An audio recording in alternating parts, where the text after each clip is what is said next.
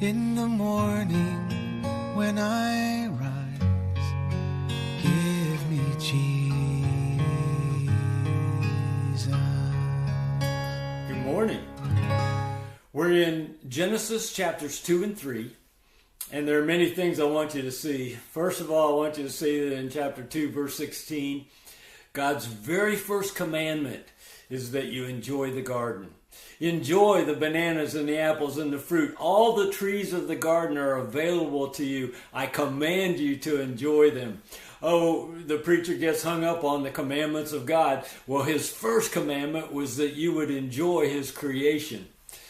Another thing that I want you to see is Adam was given authority to name all the animals.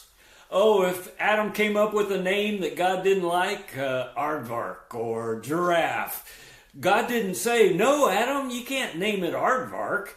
God said, you named it aardvark, it's an aardvark. Because Adam was given the authority. God created us in his own image and gave us authority in this realm. There's another thing that I want you to see.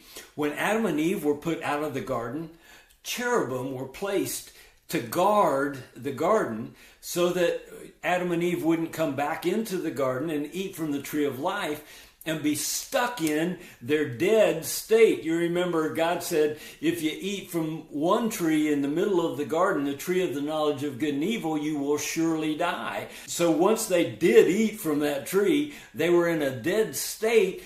And if they'd eaten from the tree of life, then they'd have been stuck dead for all eternity. See, you're going to live forever. That's why you need eternal life. Well, back to the cherubim. They're guarding Adam and Eve so they can't go back into the garden. That's significant because cherubim were embroidered on the veil that separated people from the Holy of Holies in the temple. When the veil was torn from top to bottom at Jesus' crucifixion, the cherubim were separated. So we are welcome now in the Holy of Holies. We are welcome in the presence of God. We are welcome again in the garden. Oh, that's a big deal. We'll talk about that some more when we talk about the creation of the veil and also the crucifixion of Jesus that separated the cherubim by tearing that veil. Well, what I want to talk about today mainly is the sin. You remember God said, if you eat from the tree of the knowledge of good and evil, you will surely die. Well, in chapter 3 and verse 4, the serpent said to the woman, you will surely not die. See, the serpent is really crafty. It says in Genesis 3 verse 1, the serpent was more crafty than any beast of the field. The serpent comes, Satan comes and deceives us in a very crafty way. Look at verse 5. This is one of the things that I want you to see. God knows that in the day that you eat from the tree, your eyes will be opened and you will be like God, knowing good and evil.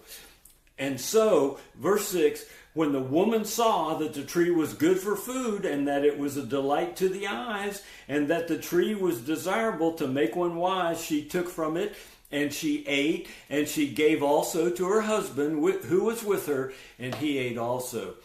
I want you to see sin always looks good.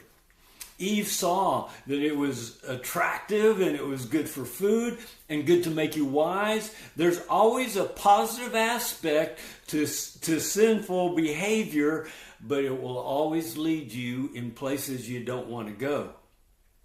But that's not the biggest thing that I want you to see.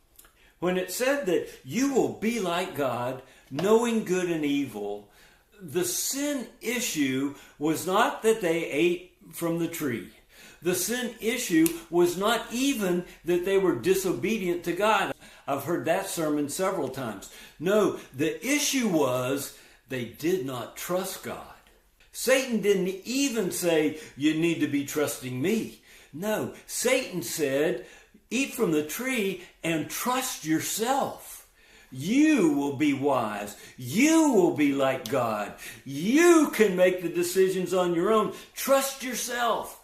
So who are you trusting? Do you have faith in your own bank account? Do you have faith in your own abilities? Is your faith in what man can do? Oh, are your health issues something that you trust the doctor with? And on I could go with how we trust ourselves instead of trusting God, and that is the sin issue. See, we're in the place of Adam and Eve now. Are we going to trust God, or are we going to trust ourselves? Eternal life is all about trusting God with everything. Without faith, it's impossible to please God. Anything that's not of faith is sin. Our money says, in God we trust. Well, do we really? My niece had a sign on her bedroom wall that had a picture of a frog and said, F-R-O-G, fully rely on God. God bless you as you frog today. I'll see you tomorrow. Give me Jesus. Give me Jesus. You can have all this world, but give me Jesus.